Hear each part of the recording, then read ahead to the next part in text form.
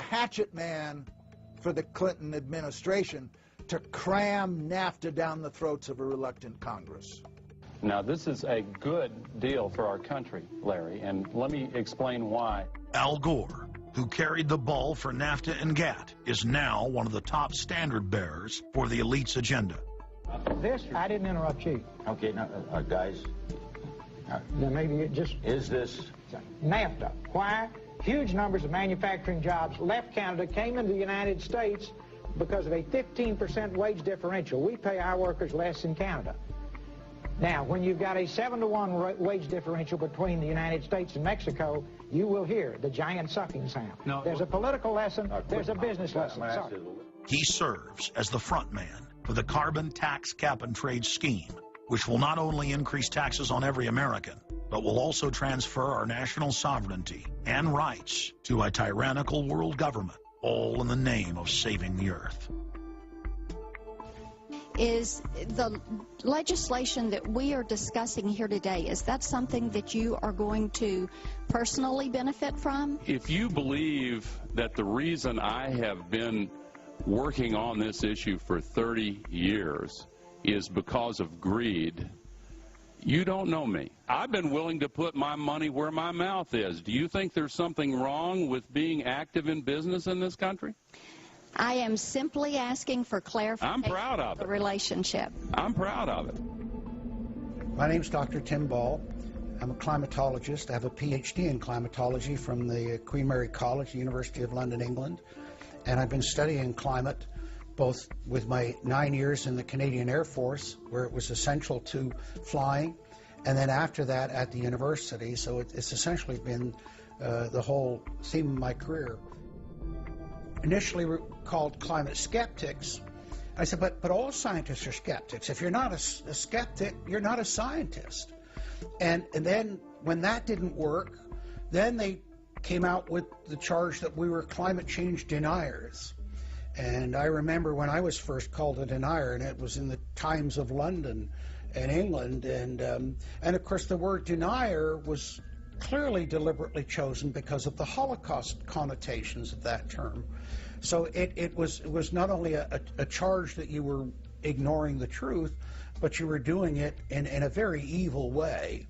And of course, I laugh about that now because my whole career has been anything but a climate change denier.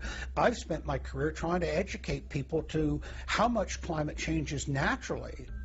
So I'm anything but a denier, but of course that is part of the politics. Under the Nazis, there was something called race science. They had a lunatic theory of eugenics, the Aryan heritage, and all the rest of this. Absolute crackpot pseudoscience. There was no empirical measure or empirical test for the validity of those theories. They simply asserted them, and if you were a professor who stood up to them, then the Gestapo would come and take you away.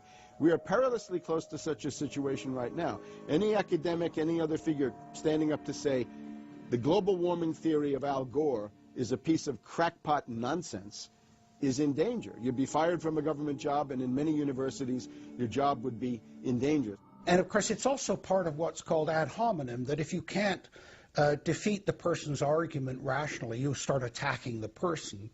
And we see that with these terms, and we see it with Al Gore calling them flat earthers. Congressman, you began by denying that there is a consensus on the science. There is a consensus on the science. Well, you mustn't have been listening to our testimony that we've had for the last few days with dozens of experts that have come in who have given completely different views. Well, I would encourage you to go back and look at the testimony this committee's heard. There are people who still believe that the moon landing was staged on a movie lot in Arizona. And neither of us are one of those, and I know you like giving those cute anecdotes. This is not a cutesy issue. We're talking about something that can export millions of jobs out of our economy, out of our country. Richard Lindzen, an MIT professor of atmospheric physics, said it many years ago when he said the consensus was reached before the research had even begun. And then scientists like myself that stood up and said, hold on a minute, I got problems with this. Oh, paid by the oil companies, don't trust that guy.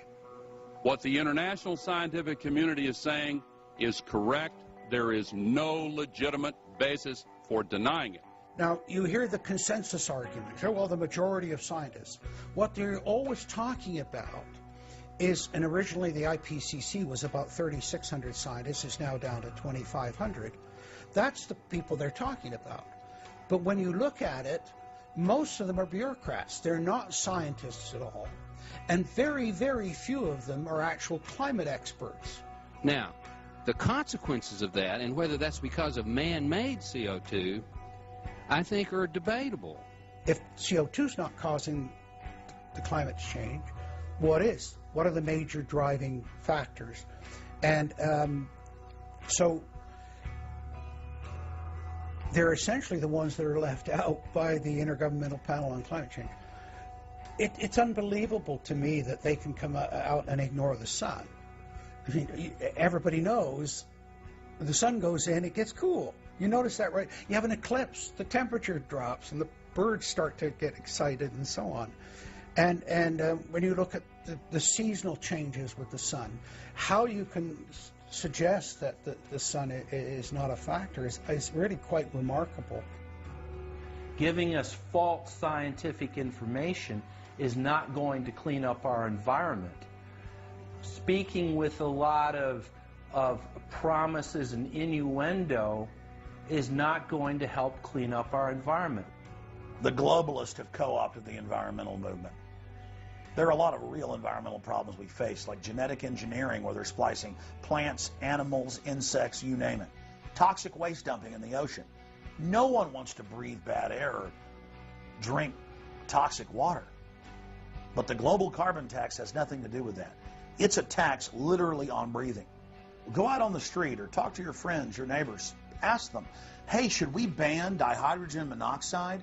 It's bad for the environment. The average person will sign your petition calling for the banning of water. That's right. Dihydrogen monoxide is water. It's the same thing with table salt, sodium chloride. And that's exactly what the establishment is doing with carbon dioxide. Ooh, dioxide. It has this scary sounding name. But the truth is, it's one of the 4 elements of life on this planet. Oxygen, carbon dioxide, water, and sunlight. And if the establishment can tax and list as a toxic waste one of those basic 4 building blocks of life, carbon dioxide, they can regulate and control every facet of our lives and shut down any businesses that aren't part of their New World Order. The idea that carbon is a pollutant is essentially a way of saying that humanity is a disease or a cancer that ought to be wiped out. Genocide. People have argued in this environmental coterie around Obama, around Holdren, the theoretician of de-development, who is now the science advisor of the White House, really the anti-science advisor. They've argued that babies are carbon monsters, carbon machines, and that every time you breathe out carbon dioxide, you're part of the pollution of the planet. This is an absolutely anti-human doctrine. They use the environmental movement to promote their real agenda, which is globalization and federalization and power. The advisor to Gordon Brown wants to exterminate 1/2 of the population of the British Isles. Now, that's something Hitler might have tried to do, or Stalin. They didn't succeed. Will Gordon Brown do it? You can read this in the statements of these lunatics, radical environmentalists, fanatical Malthusians, tree huggers, whatever you want to call them. This is an ideology of genocide which can be documented exhaustively, ad nauseum, out of their own statements. When Gore said the science is settled, that raised red flags amongst the media, and then also amongst a lot of other people that sort of knew that that wasn't true, other scientists, and started to look at it. And of course, the more they looked at it, the more they realized, no, science is never settled. What is coming down now is environmentalism, is nothing but phony science. Nothing but phony science. And if we really believe in the environment, if we really believe in freedom, if we really believe in truth, we need to get some straight answers. Now, the Kyoto Agreement, of course, was reached in the city of Kyoto. And what was interesting was several things